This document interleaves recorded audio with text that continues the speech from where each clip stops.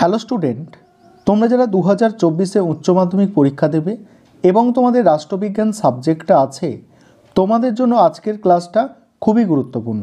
আজকের ক্লাসে তোমাদের 2 নম্বর এবং 3 নম্বর অধ্যায় থেকে গুরুত্বপূর্ণ এসএকিউ প্রশ্ন উত্তর নিয়ে আলোচনা করব, যেখান থেকে তোমরা পরীক্ষায় অবশ্যই কমন পাবে এবং এখানে খুব কম সংখ্যক প্রশ্ন রাখা হয়েছে এক একটা অধ্যায় থেকে। ভালো করে প্রশ্নগুলো এবং অ্যান্সারগুলো শোনো যাতে মনে রাখতে পারো।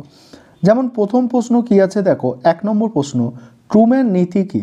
মার্কিন রাষ্ট্রপতি ট্রুম্যান কর্তৃক ঘোষিত ট্রুম্যান নীতি হলো সেই সব স্বাধীন দেশকে সাহায্য দানের সংকল্প যারা বহির্দেশীয় চাপ এবং অভ্যন্তরীণ সশস্ত্র বিদ্রোহ দমনে এবং সাম্যবাদকে প্রতিরোধ করতে প্রস্তুত। পরের প্রশ্ন কি আছে দেখো, আন্তর্জাতিক রাজনীতিতে দাঁতাত বলতে কি বোঝায়? আন্তর্জাতিক রাজনীতিতে দাঁতাত বলতে দুই বা ততোধিক শত্রুভাবাপন্ন দেশের মধ্যে উত্তেজনা হ্রাস এবং স্বাভাবিক সম্পর্ক স্থাপনের অবস্থাকে বোঝায়। 3 নম্বর প্রশ্ন, পেরেস্ত্রয়িকা কি? পেরেস্ত্রয়িকা নীতির মূল কথা হলো রাষ্ট্র ও জনগণের ওপর কমিউনিস্ট পার্টির নিয়ন্ত্রণ হ্রাস এবং অর্থনৈতিক ক্ষেত্রে বাজার অর্থনীতির প্রবর্তন। তারপরে প্রশ্ন আছে, দ্বিমেরুতা কাকে বলে? দ্বিমেরুতা বলতে বিশ্বের পুঁজিবাদী ও সমাজতান্ত্রিক এই দুই পরস্পর বিরোধী শিবিরের নেতৃত্বে পরিচালিত আন্তর্জাতিক পরিস্থিতিকে বোঝায়। তারপরের প্রশ্ন আছে, বহুমেরুতা কাকে বলে? বহুমেরুতা বলতে আন্তর্জাতিক শক্তি সাম্যের এমন একটি অবস্থাকে বোঝায় যেখানে দুইয়ের অধিক ক্ষমতার কেন্দ্র থাকে। তারপরের প্রশ্ন আছে, জোট নিরপেক্ষ আন্দোলনের প্রথম পর্যায়ে 3 জন নেতার নাম লেখো। নেহরু, নাসের এবং টিটো। 7 নম্বর প্রশ্ন, ঠান্ডা লড়াইকে গরম শান্তি বলেছেন কে? বার্নেট গরম শান্তি বলেছেন। নেক্সট প্রশ্ন, দাঁতাত ও ঠান্ডা লড়াইয়ের মধ্যে পার্থক্য কি? ঠান্ডা লড়াইয়ের উদ্দেশ্য যেখানে উত্তেজনাকর পরিস্থিতিকে উচ্চ স্তরে বজায় রাখা, দাঁতাতের উদ্দেশ্য সেখানে সচেতন প্রয়াসের মাধ্যমে উত্তেজনা হ্রাস করা। তারপরের প্রশ্ন দেখো, পঞ্চশীল নীতিকে কে প্রথম ঘোষণা করেন এবং কত সালে? নেহরু ঘোষণা করেন। কত সালে ঘোষণা করেন? 1954 সালে। তারপরের প্রশ্ন আছে, মধ্যপ্রাচ্যের সুয়েজ সংকট কখন সংগঠিত হয়? 1956 খ্রিস্টাব্দে। নেক্সট প্রশ্ন, পঞ্চশীল এর যে কোনো দুটি নীতি উল্লেখ করো। এক হচ্ছে শান্তিপূর্ণ সহাবস্থান, আরেকটা হচ্ছে কি অনাক্রমণ। তারপরের প্রশ্ন, ভারতের পররাষ্ট্রনীতির একটি বৈশিষ্ট্য উল্লেখ করো। অ্যান্সার হচ্ছে জোট নিরপেক্ষতা। পরের প্রশ্ন আছে, কিউবা সংকট কবে দেখা দেয়? 1962 সালে। তারপরের প্রশ্ন, বান্দুং সম্মেলন কখন হয় এবং এতে কতগুলি দেশ যোগদান করে? 1955 সালে হয়। এতে 29টি দেশ যোগদান করে। নেক্সট প্রশ্ন আছে, সিয়াটোর পুরো কথা কি?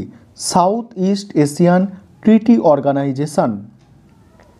নেক্সট প্রশ্ন, বর্তমানে জোট নিরপেক্ষ আন্দোলনের একটি প্রাসঙ্গিকতা উল্লেখ করো। জোট নিরপেক্ষ আন্দোলনের একটি প্রাসঙ্গিকতা উল্লেখ করো। দেখো, পৃথিবীর দুর্বল ও অনুন্নত দেশগুলির ওপর মার্কিন যুক্তরাষ্ট্র সহ অন্যান্য ধনতান্ত্রিক দেশগুলির অশুভ প্রয়াসকে প্রসারিত করতে হলে দরকার জোট নিরপেক্ষ আন্দোলনকে আরও জোরদার করা। তারপরে প্রশ্ন, এনপিটির পুরো কথা কি? এনপিটি নিউক্লিয়ার নন প্রলিফারেশন ট্রিটি। বেলগ্রেড সম্মেলন কবে অনুষ্ঠিত হয়? 1961 সালে 2 থেকে 6 সেপ্টেম্বর। পটসডাম, এটা হবে পটদন্তেশ্বর পটসডাম সম্মেলনে যোগদানকারী যে কোনো দুজন নেতার নাম। একজন হচ্ছে জোসেফ স্টালিন, আরেকজন হচ্ছে হ্যারি ট্রুম্যান। এবারে 3 নম্বর অধ্যায়ের নাম পররাষ্ট্রনীতি। এখানে দেখো অ্যান্সারগুলো। এনপিটির পুরো কথা কি? নন প্রলিফারেশন ট্রিটি। সার্কের মোট সদস্য রাষ্ট্র কতগুলি এবং কি কি? দেখো, সার্কের মোট সদস্য রাষ্ট্র হচ্ছে 8। ভারত, শ্রীলঙ্কা, বাংলাদেশ, নেপাল, পাকিস্তান, ভুটান, মালদ্বীপ আর হচ্ছে আফগানিস্তান। সাপটার পুরো কথা কি? South Asian preferential trade agreement. তারপরে দেখো পঞ্চশীলের যে কোনো দুটি নীতি উল্লেখ করো। 1 নম্বর হচ্ছে অনাক্রমণ, 2 নম্বর হচ্ছে শান্তিপূর্ণ সহাবস্থান। তারপরে প্রশ্ন, ব্রিক্স কি? দেখো ব্রাজিল, বি দিয়ে ব্রাজিল, আর দিয়ে রাশিয়া, আই দিয়ে হচ্ছে ইন্ডিয়া অর্থাৎ ভারত, এবং সি দিয়ে চায়না অর্থাৎ চীন, এবং এস দিয়ে হচ্ছে সাউথ আফ্রিকা অর্থাৎ দক্ষিণ আফ্রিকা। এই 5টি দেশের সংগঠনকে একসাথে ব্রিক্স বলা হয়। ঠিক আছে, পরের প্রশ্ন, 1, 2, 3 অর্থাৎ 123 চুক্তি কি? দেখো 1, 2, 3 চুক্তি হলো ভারত ও মার্কিন যুক্তরাষ্ট্রের মধ্যে অসামরিক পরমাণু চুক্তি, যা 2008 সালে আনুষ্ঠানিকভাবে সম্পাদিত হয়।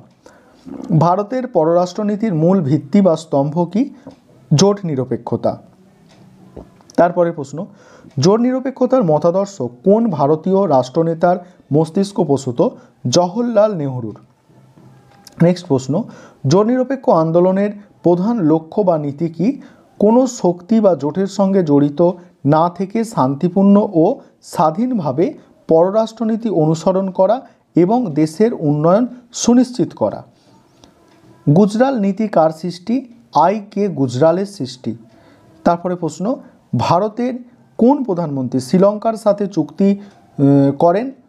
দেখো এত সালে অর্থাৎ 1987 সালে। অ্যান্সার হচ্ছে রাজীব গান্ধী। সার্ক গঠিত হয়েছিল কটি সদস্য রাষ্ট্রকে নিয়ে? 7টি সদস্য রাষ্ট্রকে নিয়ে। জোট নিরপেক্ষ আন্দোলনের 2জন মুখ্য প্রবক্তা হচ্ছেন নেহরু এবং নাসের। এবারে তোমরা দেখো, যদি ভালো লেগে থাকে ক্লাস, পরের ক্লাসে আমি 4 নম্বর অধ্যায় থেকে বাকি অধ্যায়গুলো আলোচনা করব।